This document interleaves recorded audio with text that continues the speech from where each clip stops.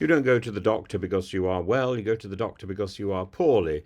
And so I'm rather pleased to see that Pope Francis has given his blessing not only to the city and the world, but also to Vance. Easter Sunday today has presented the world with a paradox, with a visibly frail 88-year-old pontiff emerging from convalescence to deliver not a triumphant but a trembling benediction, one which, despite his weakness, resounded with moral force to the city and the world, Urbi et Orbi.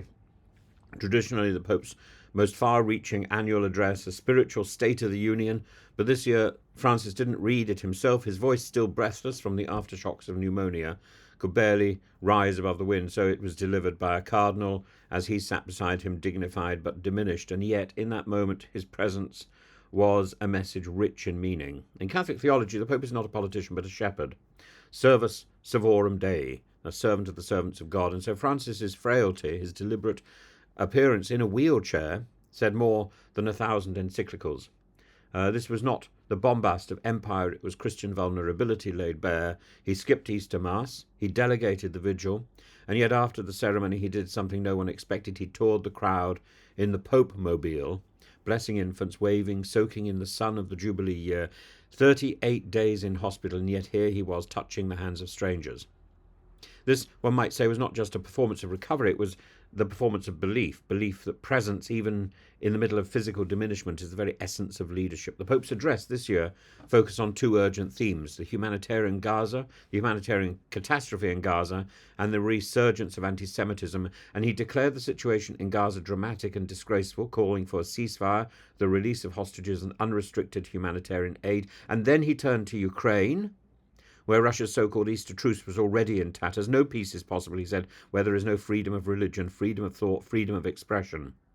And what stood out was his warning against the logic of fear, the fear of the other, of difference, of migrants, of the dislocated. And I think that's something we can all take notice of. This wasn't mere sentiment, it was a not-so-subtle rebuke to the rising populism across Europe and America, most notably in the figure of the man who visited him only hours earlier.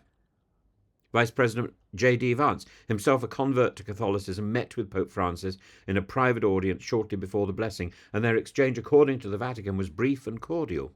But behind that veil of diplomacy lies a deeper tension, a clash of Catholicisms. Francis is a Jesuit, steeped in social doctrine.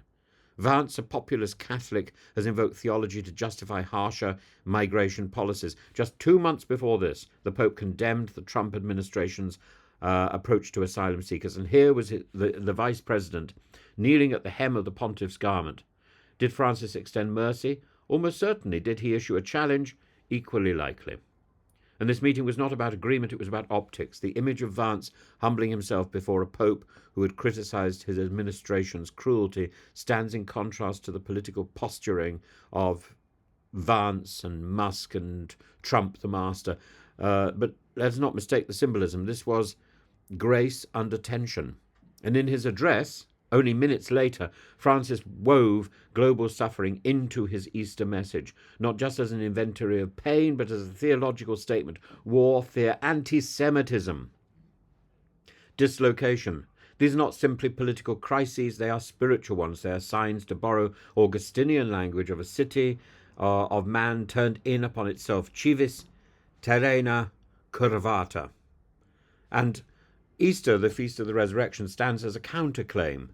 It insists that death is not the final word, that war is not destiny, that division, racial, national, or doctrinal, can, through grace, give way to communion. So, what did we witness on the balcony of St. Peter's? A pope who can barely speak, offering a benediction more potent for its weakness, a crowd cheering not a celebrity, but a shepherd, a frail shepherd, and a vice president who, for all his ideology, found himself face to face with a man whose only weapon is peace and weakness. Francis may have whispered Happy Easter, but in that whisper, the world heard a roar.